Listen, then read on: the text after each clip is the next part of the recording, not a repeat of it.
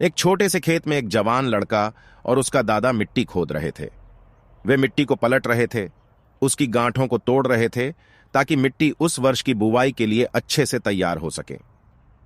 उस काम में काफी कड़ी मेहनत थी, लेकिन उनके सभी प्रयास एक अच्छी फसल प्राप्त करने के लिए आवश्यक थी। बूढ़ा आदमी अपने 70 की उम्र में भी अच्छी तरह से कड़ी मेहनत कर रहा था।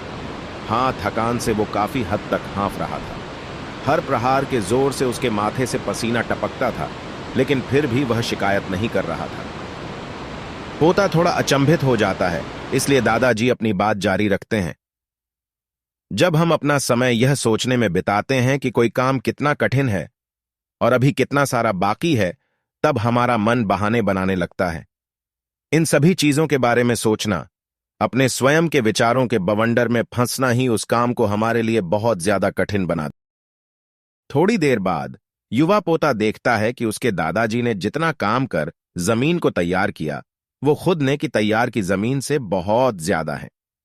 दादाजी, जब आप इतने बूढ़े हो, फिर भी आपने मुझसे इतना अधिक काम कैसे किया? पोता अपने दादा से पूछता है।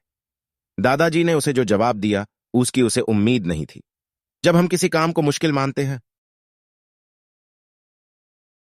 उसका पोता जो महज 17 साल का था, तंदुरुस्त और ताकतवर, वह मिट्टी को पलटने और गांठों को तोड़ने में लगती मेहनत और ताकत के लिए कोसता, फिर वहां खड़े होकर वह हाँफता और थोड़ी देर के रुक जाता।